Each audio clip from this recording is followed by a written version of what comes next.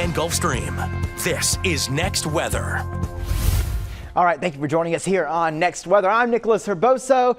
Taking a look at what we got to today at Mobile Regional Airport and Pensacola International. 98 was the air temperature in Mobile today. Not close to the record of 100. Oh, close, but not close enough to the record of 100. Pensacola, the record's 101. We hit 97, but the heat index was the story today. It was very, very hot out there. Taking a look at the big picture, you may notice there's really nothing out here. Nothing anywhere going on. No clouds, no rain. Why? Well, we have a big old heat dome. It is in control. You can see it right here, sitting over the southern half of the United States, controlling the weather, and any thunderstorms forming around this thing, circulating around, a very clear picture of what's going on. This heat dome is acting to compress and push the air down, and as it pushes down, it heats up, and that's exactly what's happening. You may have heard the extreme temperatures over Texas the past week. Well, all of that has moved our way, and where is it going? Well, looks like the heat dome continues. The ridge of high pressure in the upper levels continues to move our way, but weakens as we get into Friday and starts to dissipate, and then we get back to more of our normal summertime pattern. We have active heat alerts across the Gulf Coast right now. Right at this very moment, we have an excessive heat warning and heat advisories in effect at least until 7 o'clock today, and that's because we could have heat index values in the hundreds and even into the evening hours. But for your Thursday, for tomorrow, we have an excessive heat watch. This will become an excessive heat warning. The main story is this is a wider area now of where the excessive heat warning will be, and this could be a potentially dangerous thing as extreme heat index values 113 to 115 will be in the area. So keep this in mind tomorrow, the impacts, increased potential for heat illness. It could be a dangerous thing out there, especially if you're doing outdoor activities, or especially if you're a more sensitive group to the heat. The main goal, stay hydrated and avoid outdoor activities if possible. The biggest thing, check on your friends, relatives, neighbors, and don't forget about your pets. It will be an extremely hot day tomorrow. Make sure everybody is staying cool. Here's a look at that full forecast for tomorrow. High around 90 degrees, or 99 degrees I should say, in Mobile. Very light winds out there and no real chance for rain, so it will be very hot across the area tomorrow,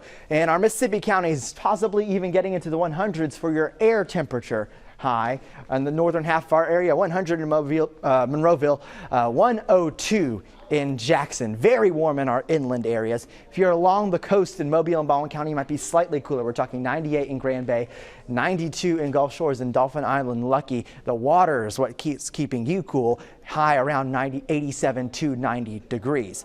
In the Florida Panhandle, if you're in the inland part of the Florida Panhandle, Crestview, Munson, you're in the upper 90s. But then along the coast, like I said, that water keeps you a little bit cooler. So 92 Pensacola, 91 for your high in Destin. Day planner tomorrow afternoon will be the hottest part of the day, but throughout the day we're dealing with extreme temperatures and extreme heat index. If you're down at the beaches to cool off, thankfully the rip current risk remains low, but that UV index is extreme, and with that rip current risk, remember to pay attention to those beach flags, because those can change locally depending on where you are. Listen to what the lifeguards have to say.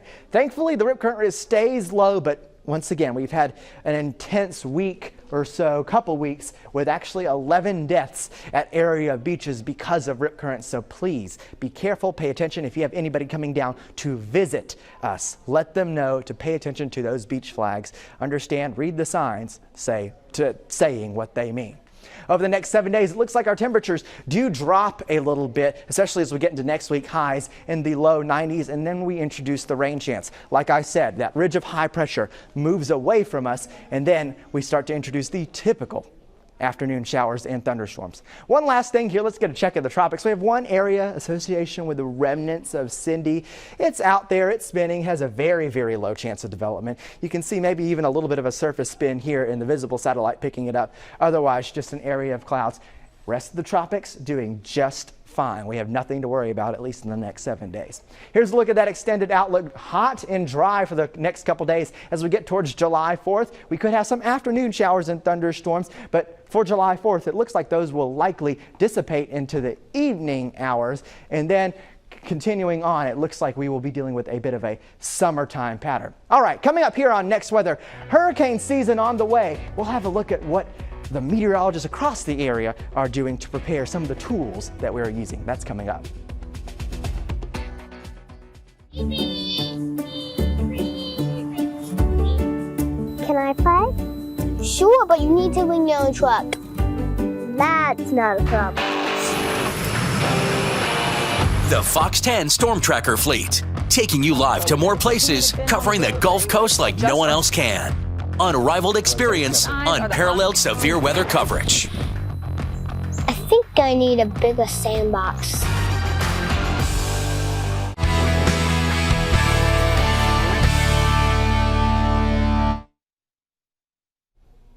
Welcome back. Now that we're almost full into a month into hurricane season, we're getting an up-close look at some of the new tools that NOAA is using to forecast and follow hurricanes. Brandy Campbell with Fox Weather has more. We're at NOAA's Aircraft Operations Center, where you will find the P-3 Hurricane Hunter aircraft. This one actually flying in over 100 hurricanes since the 70s. Well, today they're trying to work in more tools to gather additional information like this drone, sending them into places that are not safe for people to be. They are going to be deployed this hurricane season, and they will supplement the existing observations that we routinely collect, including observations from aircraft. We got a look inside of one of the P-3s with pilot Adam Abbottball. This is my flying office, my home away from home, if you will. At its most basic level, we're collecting the atmospheric state variables. And what that really means is temperature, pressure, humidity, and wind speed, right? And so those four critical data points will flow into the models, like computer models, that generate the track and intensity forecasts. While the planes are above, these three drones can fly beneath. The drone over here is called Dragoon, that can fly 24 hours or more and flies around the storm, but at low altitudes that are below where these crewed aircraft go. These two here, the Black Swift S0 and the Altius 600, are our penetrator aircraft, again flying at low altitudes, but they do the same sort of work that the crewed aircraft does, just in a different way. This cell drone is another tool NOAA is using. It's the third year of testing, deploying 12 this year. Yes, a sail drone is a completely renewable powered vehicle. I think what sail drone is providing is a data set that NOAA has never had access to before, which is the ability to send out a craft that has long endurance, it's durable, and is collecting data that it needs inside of the eye of a hurricane. And that's a data set that NOAA has missed and not been able to access until now. Beneath the surface of water is up to 40 gliders, staying in the ocean for 3 months, a tool that's done with testing and contributing to forecast models. So it's moving up and down in the water column, collecting temperature and salinity data as it travels. When it surfaces, it sends that data back to NOAA, where it's used in real time by the models, which feed the forecasts. Now, one of NOAA's goals is to align these tools in one place during a storm to get a full picture of it from the atmosphere, sea surface, and below, but it's something they say could be a challenge. Reporting here from Lakeland, Florida, I'm Brandy Campbell, Fox Weather. Those are some great tools to keep you updated during hurricane season. Coming up, we're going to take a look at tomorrow's temperature forecast and your extended outlook. New to the FOX10 weather app, your 24-hour radar forecast. Be the first to see how precipitation is going to affect your plants across the Gulf Coast. Detailed hour by hour. The 24-hour radar forecast on the FOX10 weather app. Plus the latest breaking news with the FOX10 News app. Got him both. Stay alert with FOX10. Prime time is FOX10 time. The latest on the night's top stories are first on Fox 10 News at 9. Wrap up your day informed and ready for the morning. All right, let's take one last look at the forecast highs for tomorrow. This is the air temperature. We're talking 100s possible inland, 90s, upper 90s, and middle 90s along the coast. Keep that in mind. An excessive heat warning will be in effect. If you're down at the beaches to cool off, remember, low risk for rip currents, but always pay attention to those beach flags. Swim near a lifeguard if you can. Let's take a look at the extended outlook and hot and dry for the next few days. And then we introduce a rain chance. Yes, about 40%, a typical summertime pattern here on the Gulf Coast. And temperatures luckily drop. Take a look at that. Now only around 90 degrees as we get into next week. Thank you for joining us here on Next Weather.